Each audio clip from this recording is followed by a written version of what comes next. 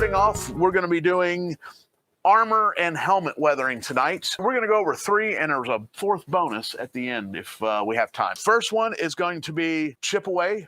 That is a good example of chip away paint job. Is that right there? See how the paint's layered, and go around to the back there, and actually the front has some good layering. That's chip away armor. That is this is basically the the main technique you would do to get a Boba Fett style paint job on your armor and your helmet. It was a layered, chipped away style paint job. We're gonna walk through doing that style paint job. We've actually got it started right here already. I don't have any B-roll of that. We're gonna reproduce it on this Din Djarin lower gauntlet piece. We're going to reproduce it on this, but it's going to be wet and it's going to be hard. So I wanted to make sure I want to be able to put racing stripes and stuff on that. And that's what the last phase was going to be. So we're going to redo it on this one, but it's not going to be very handleable. And then we're going to do Fuller's Earth weathering on this one. This is a good example of Fuller's Earth weathering, my Sand Trooper helmet. If you notice right here, one of the cool things about Fuller's Earth weathering is it continues to change as you wear it and whatnot. So if you look right here, that clean area that goes up into here and all around there, that is actually where I would grab the helmet and take it on and off. And that kind of gives the weathering of this helmet a little more natural. It's actually weathering and adjusting to the way it's being worn and handled. So that's cool. Actually, I love that too. Look at the front there. That's one of my favorite spots too. That used to all be just like that. And from putting it in my kit and carrying it around and wearing it and doing stuff, that's what, actually right here, this is probably where I grab it to adjust it onto my head when I'm trooping. Because I do have that powder in with the ammo pack, and every once in a while you'll turn and catch that with your chin and pop your helmet up, and you gotta bring it back down. The last one is the spray and buff technique is probably the simplest technique of weathering that we're gonna show off tonight. And that technique is primarily if you're doing animated clones. That's kind of the way people have been reproducing the animated clone weathering. And usually that's just done with a base white paint job on your armor, and then using some grays and maybe a little bit of black, and you mist it on, and then you'll buff it back off. And we're gonna go through that one. So what we're going to use on the chip away style armor, we're going to use latex as our mask. So basically the way this is going to work is if you've never done this before, you put down a base. This one here, we put down a metal base. And typically for this type of weathering, you would put down a metal base. And really you just want this is your base, your bottom layer before you put anything else on. Yes. So we're going to start at metal. So we're starting at a metal finish. Now, this is what we're going to be using. Liquid latex right here. And we've already started this process. We are on, we got a base coat on this. Then we have a primer coat on this. And then we have, this would be our top color finish. Once we get this one to that point, we're going to switch to this one. And we're only using this for demonstration. I just use this is a bamboo skewer for doing kebabs. You need to flip over to just himself. And this is just a little cup of latex. So here we go. So you want to chip away. First place you want to think about is right along edges. Then we're going to add a scratch or two. But you can do scratches like so, like I was just doing scratches. Sorry. There you go. And you can actually have a little puddle and just keep dragging it around.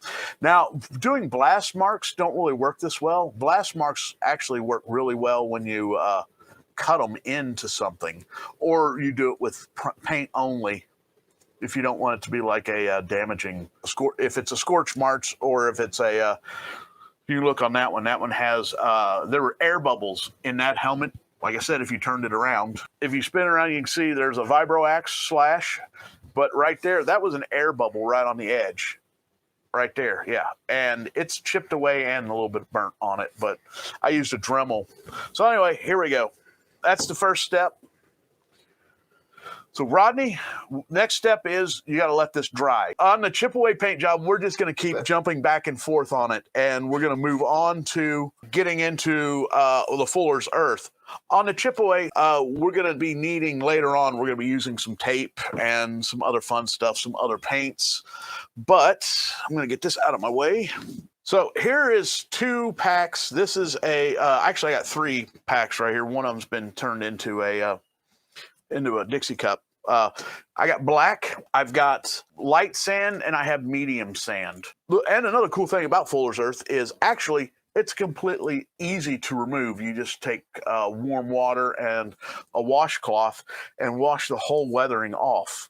This is, like I said, this is really good for sand troopers. It's actually one of my favorite weathering tools or weathering processes. And you can actually permanently lock this down with clear coat if you really wanted to lock it down permanent. But I've never left it permanent because I like to see it evolve and move and change. My Scout Trooper is weathered the exact same way. It's only a Fuller's Earth weathering. So we got our Fuller's Earth. And you're going to need a chip brush. So here's the Fuller's Earth. There's some Fuller's Earth right there. And I'm going to use an acid brush. Now, what I need to do is I'm going to use this Aqua Net. So we're going to do this lower quarter down here. All right. Aquanet was the shit back in the day. So now you drop it in and then dab it off and then basically just drop it on. What he's doing is just a light dusting on the whole thing. We're just letting it. He's obviously not putting the brush into it, or else it would stick. So just a nice light dusting across the entire. Now I can see my Aquanet's still a little bit wet, so you can have some fun with the Aquanet and do some dabbing and kind of muddle the stuff together. I was gonna say, he keeps going to camera 1, and I don't know why. Because he doesn't trust you. Now that's almost dry. So I'm going to do a little more.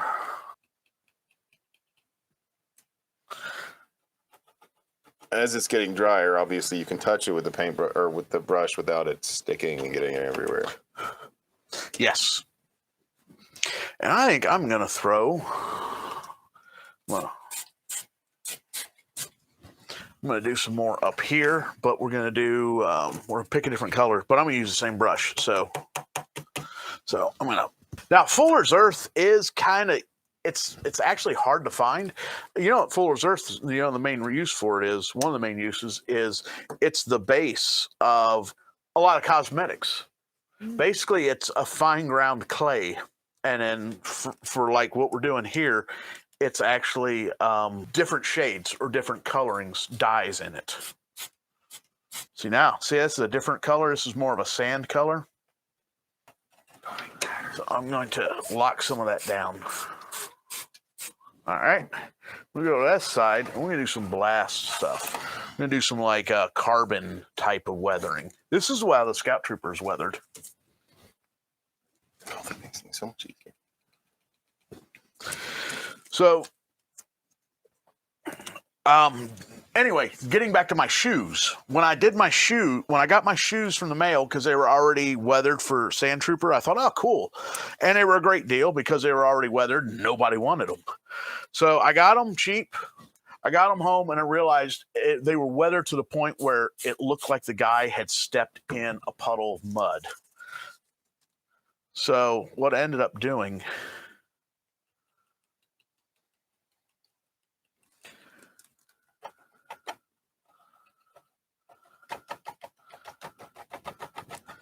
so there's several different techniques, and Fuller's Earth is kind of one of those things you just start doing and play with it and kind of learn. This stuff is, I'm not going to say expensive, but I think I paid $15 for these 3 little baggies. But these 3 little baggies have completely weathered 2 kits of armor. So down here, now this area is dry, you can start doing some washing off. Actually, it dried too fast. I mean, not dried too much. It was still a little bit wet. Sorry. So that's actually, leaving it wet is how I started to get that muddy look. See how it's wet? I'm smearing it on. Look at that smear I put on that. So this is how I got the mud, mixing all three of these colors, starting with that lowest and working my way up to the lighter colors. That's how I got this muddy look. That looks awesome. All right, so we're going to leave this. This is kind of like more of our sand trooper, grimy right there. And the bottom, it kind of washed off. So I'm going to redo the bottom, and I'm going to do a very light dusting on the bottom. I'm going to get it wet so it'll grab real good, though.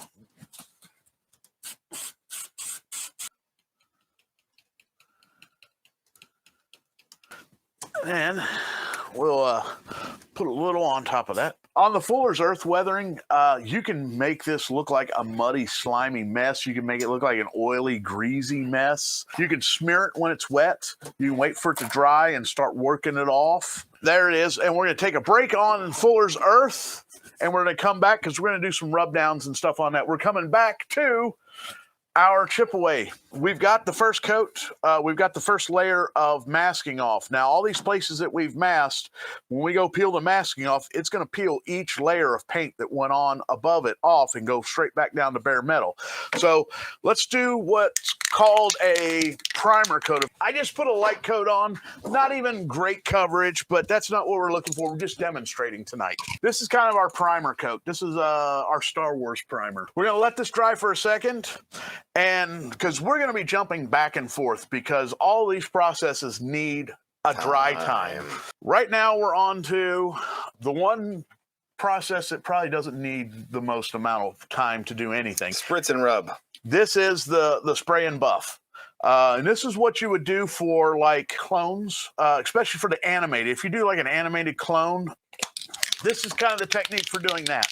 And I'm just going to use some premium machinery gray from Ace Hardware because Ace is the place. So here we go.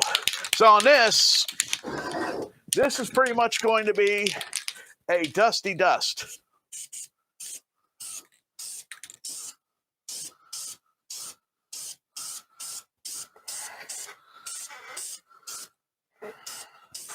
In a few areas are a little bit heavier, like so. There you go. There you go. See that, everybody? I know it washes out a little bit on the white, but there we go. For this, we're going to use the trusty red scuff pad. And back to it. So, see how we're scuffing it up and bringing it up on the corners? I actually waited too long on this stuff. There we go. We're starting to get a wear pattern here. I got to be careful because I want to push a little bit harder, but the problem is, made this one really thin. I made these with just 2 ounces of material. And by the way, these are the shoulder bells for the Royal Guards. They're basically modified stormtrooper shoulder bells. So here we go. We'll keep working the edges, bring up all the edges because that's the high areas where stuff's going to rub off, right? So we're just going around and adding some wear. You can look at that right there. That's looking, especially right there, that looks good. See how it's coming up? You know what I'm thinking? I should have probably used a clear coat or something over top of this because what I have on here is a primer underneath. And not really, it's an epoxy. So it just immediately sucks it up? It sucked it up, and it's not, it's a primer, and it's not an actual finish. If it was like a gloss finish, which it should have been, I think it would have worked a lot better. But it's actually working. You can see it working. Yeah, we can see it working. So this is kind of how you do clones. And you can do other armors with it. To be honest, it actually works pretty good, but it takes a little bit of work.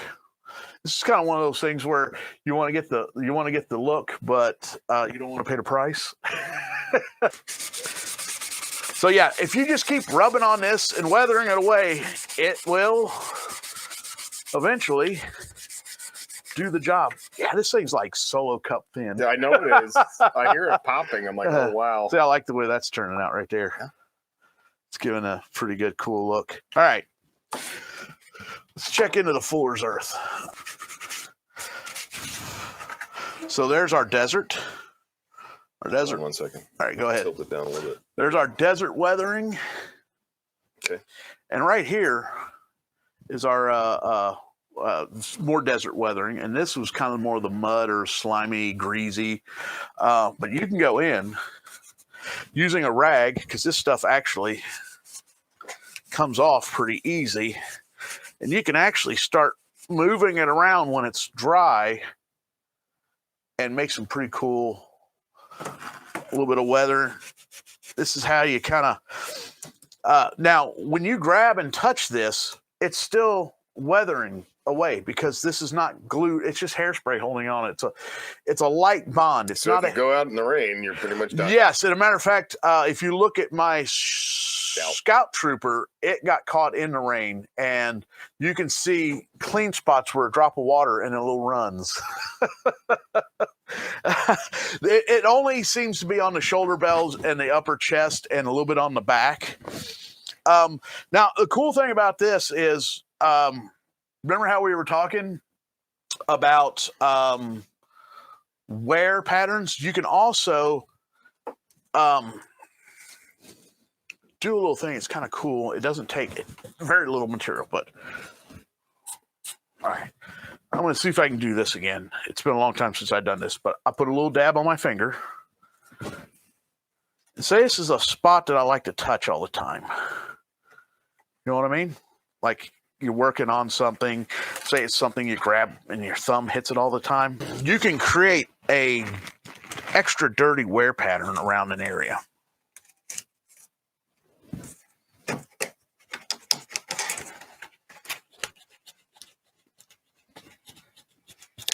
Just like this. Put a little bit on my finger, and now my hand always hits this spot. And you make a clean spot that's also dirtied up by your dirtied up finger. You know what makes me think of this? Sometimes you'll see in cars, women do this a lot. They tend to have makeup on their fingers from getting ready in the morning, and you can see a very similar grunginess around the radio buttons. I mean, being in the body shop industry, we see this all the time. Some car grease works well too. Yeah, Joe, but it's here's the thing: you want your kit not to destroy everything it's in the tote with. Also, this just creates a dirty spot. This works good even for like clones. See how I got like a dirty area for my fingers. Now, if it gets too nasty, take a little shot of water, because sometimes water is the only thing that's going to start breaking it down a little bit. You know what works good if you're weathering clothes? A good oil stain. What works good for good oil stains or oil-based paint, and actually, funnily enough, wood stain makes a really good oil stain for your clothes. All right, Rodney, hand it over. Back here to camera 2. So what we got now is we've got this whole thing in a primer base. And what we're going to add to next is, if you've ever seen, you walk down the road or you go to an old school or whatnot, and they got like guardrails, metal guardrails, and they've been painted 5 or 6 times over the last 50 years, and the paint's chipped away. And every time it's chipped away, you got some bare metal showing, and then you got, it was painted yellow 20 years ago, and it was painted green 5 years ago, and now it's painted black. So you're showing all those layers of paint. And so what we're going to do is take our latex, and we are going to go around some of these chipped areas to add to the effect and add layering. Now you can go directly over top of the old ones, because you're not going to fit it perfectly. It's not going to help anything. No. What it does is, see, a lot of this is random. You want it to look random. And to be honest, the lack of control you have over this type of material adds to the randomness of it. You know what I mean? So we got some scratches here. Let's do some scratches that did not go deep enough to get through the to the metal, but it did get through the first layer of paint. And then we're going to add a few random spots of light scratches or scuffs. I'm going to go right along this edge, a little chippy on the edge, and then we're going to put a couple right here. All right. Now also, when people paint things traditionally, where the surface is not prepped is where the paint is not going to stick. From experience, cracks, crevices, and seam lines or body lines like this right here in this dipped area down here, those areas, hand me my Mando helmet, those areas are going to be the least likely areas to get the best scuffing. And show right here, I kind of simulated that a little bit by adding a lot of chipping along this edge right here, because this is the hardest area and where stuff will more naturally chip away. Also, the same thing goes for along here. This is a hard area to scuff and prep in between. So you're going to get a lot of chipping or peeling paint in these areas also. And there you go. This is a layered paint job, if you can see right here. Silver underneath. You got the green down here, and the green obviously went up here, and then the black was over top of the green. So you got silver, green, then black, and then you got chips. You got chipped to silver with a little bit of green here. Same thing over here, chipped all the way down, a little bit of green showing, only green showing here, and only green showing there. So you can vary the way you do your chipping. And here's the fun thing about this. If you miss some of the latex, it's going to come off. It'll find its way off just through handling and whatever. So what will happen is you'll just continually wear your paint job out. Now, we got this in primer up there, and the second coat of latex is on. And what we're going to do on this one real quick is, I think this needs a stripe right down through here, don't you? So we're on our last coat. Now putting paint on, or tape on this item, is going to peel off our latex. So all of our latex weathering is done. Now we're just going to put a racing stripe right along here.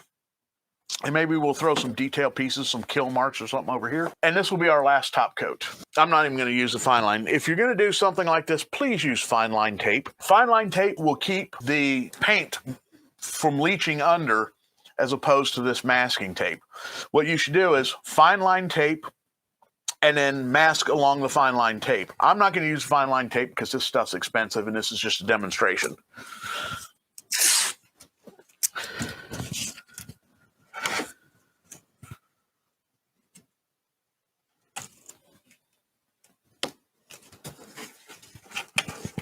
Ooh, this stuff doesn't want to stick though. There we go. Looking good.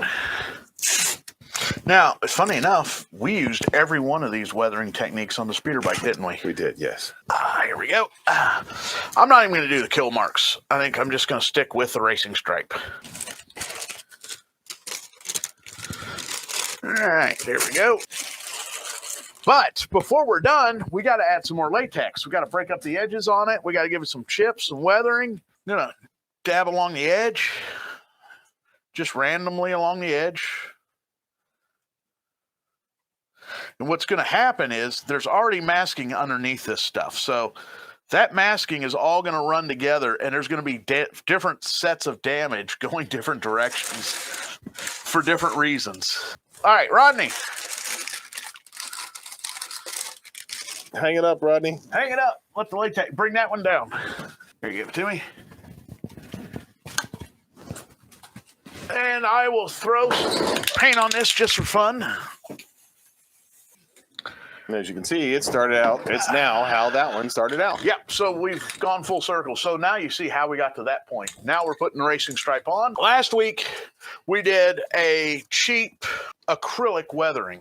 This guy, this poor clone, has... fell into shit. He's been sent to Nimbar, or whatever the hell that place was. The mud planet.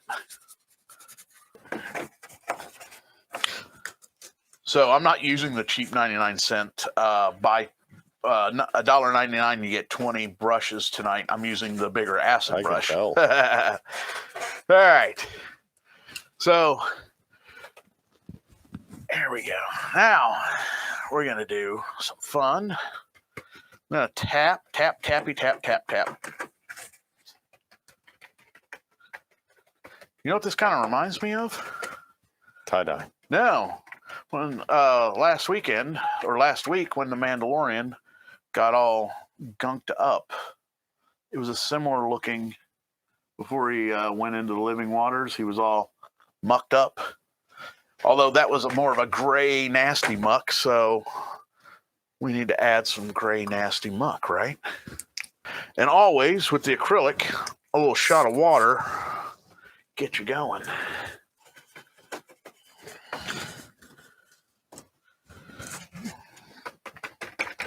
No, you don't wipe this, and the reason you don't wipe it is obviously that you don't just wipe it right there. Right now, you want to just create an inconsistent or a semi whatever pattern.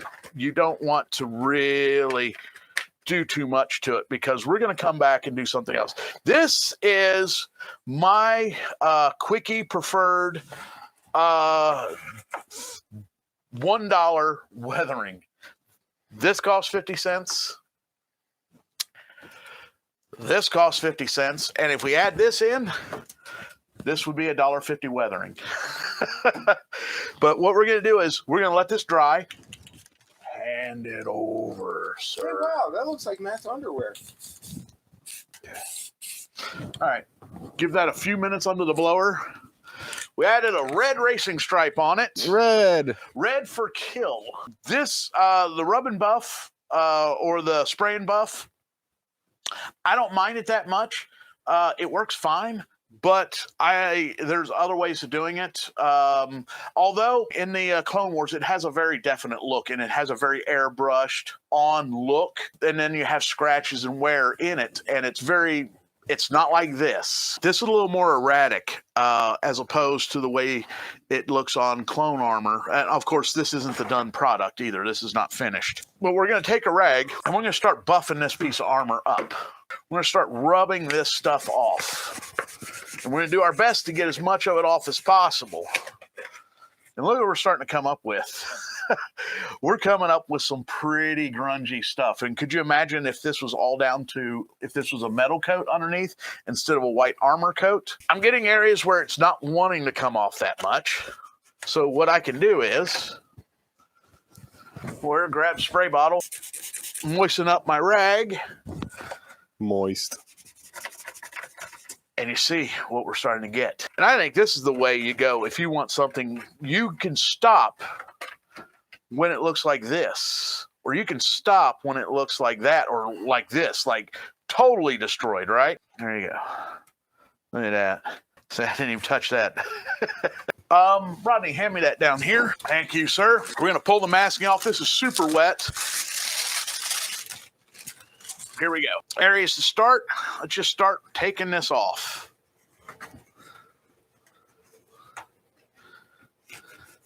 So basically, all we're going to do is just rub it. Rub it to get that, to pull up some of that latex.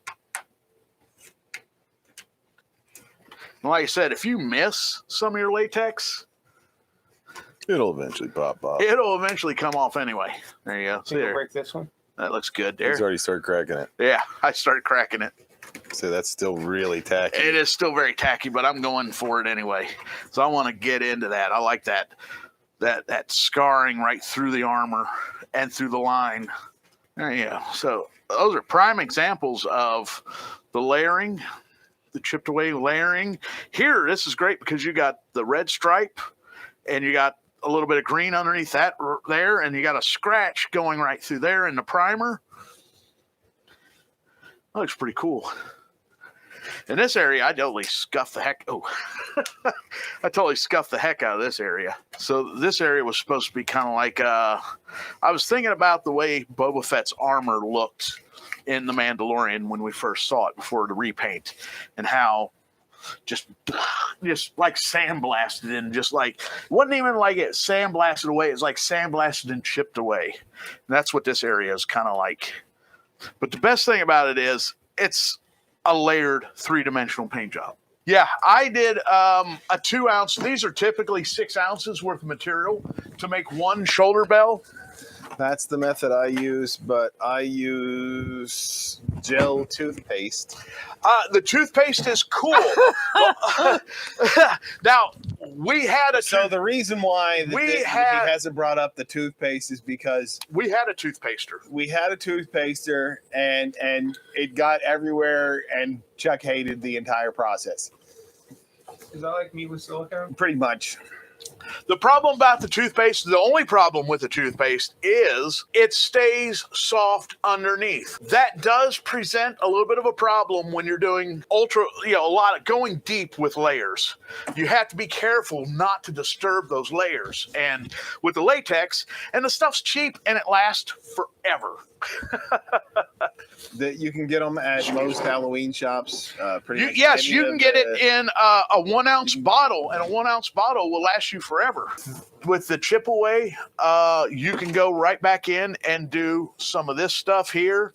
You can add some, dirt and grime. You can add a little bit of dirt and grime and get it kind of nasty. You can also come in and airbrush scorch marks in. You can actually take this and use the Fuller's Earth to add dirt and grime. The cool thing about Fuller's Earth is, Rodney was talking about a friend of ours. They just went outside and made their own mud. They took dirt and mixed it with a little bit of water and made their own mud pack that they ended up working back down and off of their armor. Fuller's Earth is more controlled because you can pick the tones that you're using. You can go dark tones, light tones, like this is darker, this is lighter. These are all 3 colors that I use on my Sand Trooper. The dark tone here, which is really, it's not black, it's really a dark brown. You can create your own powders by using charcoal, chalk. You just need a mortar and pestle. Just grind that stuff up to a really fine powder. And you can take that into, using a mortar and pestle, you can grind that down into a perfect fine powder and use the hairspray technique. If you really wanted to and go permanent, you can use clear coat instead of hairspray. The cool thing about the hairspray is take a little bit of warm water and a dish rag, and it will all wash off. See, I'm wiping it off right now. Look at that. I just cleaned all that off right there. You can be like Rodney and just wear your armor in the shower. Although, Rodney, you did a combination of burnt umber, oil-based burnt umber, right? Yeah. And then you did also the chalk. Yep. Okay.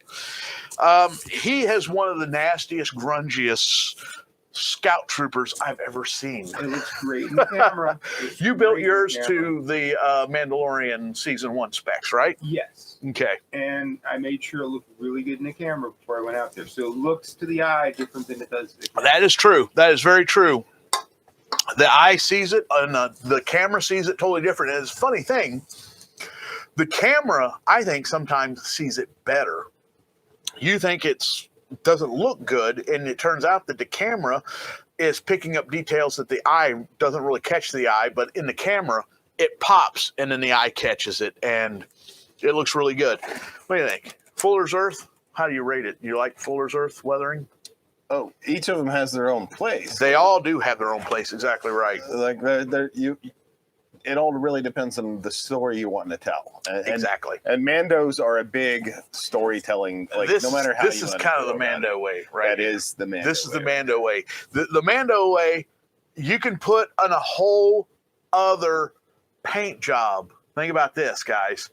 You could put the paint job of the original owner or the person who passed it down. You can have that paint job underneath your paint job. And as your paint job wears off, you can see details of the other paint job. And you can create a history, not of your own character, but a history for the armor and then the history for your character. And it adds an extra dimension to what you're doing. And I think that's awesome. Like, I love storytelling, and I love storytelling through props. You don't have to know a whole lot about that person except for they've been through a lot. Been through some shit. Yeah. So you could have an old sigil hidden underneath. You know what I'm saying? Someone who may have been disgraced and no longer could be part of that clan. All kinds of stuff. You know, create your own rogue bounty hunter type character. He doesn't have a clan, but the old sigil is buried underneath in his armor, and it's starting to show through the wear and the beating. So yeah, you can have endless possibilities and endless ideas, and telling a story through armor and weapons and weathering is what I really truly like to do. But thank you, everyone. I hope you guys enjoyed this, and I hope you guys learned something. You can put comments in the comments. We do read them, and we do read them. I get notifications, and we respond, and we'll respond to. Maybe. I'll respond to any questions or anything you need to know, like questions about materials, techniques, anything along those lines. Go ahead and make a comment. I think besides that, I think we're done. Rodney? He's done. Good night, everybody.